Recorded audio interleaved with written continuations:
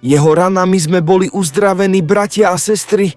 Božie slovo nám hovorí, že Ježiš Kristus nie je len náš spasiteľ, ale aj náš uzdraviteľ. Biblia jasne hovorí, on vzal na seba naše slabosti a niesol naše choroby. Jeho ranami sme boli uzdravení. Toto nie je zasľúbenie do budúcnosti. Toto je hotové dielo kríža. Keď Ježiš trpel, netrpel len za naše hriechy. Niesol aj choroby, bolesti a prekliatia, ktoré prišli na človeka po páde. Kríž nebol len miestom odpustenia, ale aj miestom uzdravenia.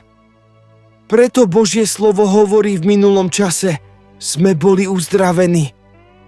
V Božích očiach je uzdravenie už zaplatené a pripravené. Často však žijeme viac podľa toho, čo cítime, než podľa toho, čomu veríme. Telo môže hovoriť o bolesti, lekár môže hovoriť o diagnóze, ale Božie slovo hovorí o pravde. Pravda nie je to, čo práve prežívame, pravda je to, čo Boh povedal. A Božie slovo má vždy vyššiu autoritu než okolnosti. Písmo nás učí, že život aj smrť sú v moci jazyka. To, čo vyznávame, formuje náš vnútorný postoj a často aj našu skúsenosť. Keď neustále hovoríme, že som chorý, prijímame chorobu ako súčasť svojej identity. Ale Boh nás volá, aby sme hovorili podľa viery. V Kristovi som uzdravený. Neznamená to popierať realitu bolesti, ale vyhlasovať vyššiu pravdu nad touto bolesťou. Viera nie je klamstvo, ani útek od reality. Viera je postoj srdca, ktorý sa drží Božieho slova aj vtedy, keď ešte nevidíme výsledok. Abraham uveril Bohu napriek tomu, že jeho telo bolo slabé. Nenazýval sa neplodným, ale držal sa zasľúbenia. Aj my sme povolaní nazývať to, čo nie je, ako by bolo, lebo dôverujeme Bohu, ktorý oživuje mŕtve. Je dôležité povedať, že viera v uzdravenie nie je odpor voči lekárom. Boh používa aj lekárov, lieky a zdravotníkov. Naša dôvera však nie je v ľudských prostriedkoch, ale v Pánovi.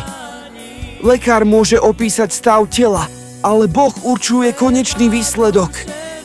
Niekedy sa uzdravenie prejaví okamžite, inokedy je to proces. To však nemení pravdu Božieho slova.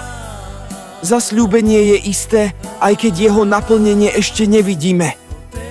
Našou úlohou je stáť vo viere, zotrvať v Božom slove a nenechať sa zlomiť pochybnosťami. Ježiš povedal na kríži, je dokonané. Nezostalo nič, čo by bolo treba doplatiť.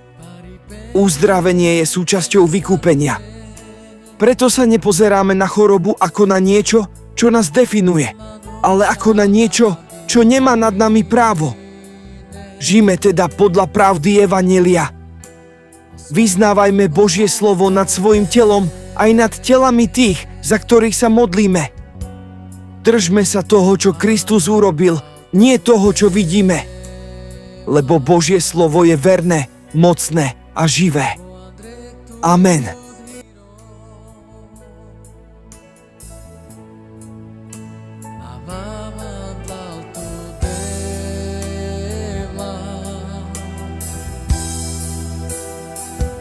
My name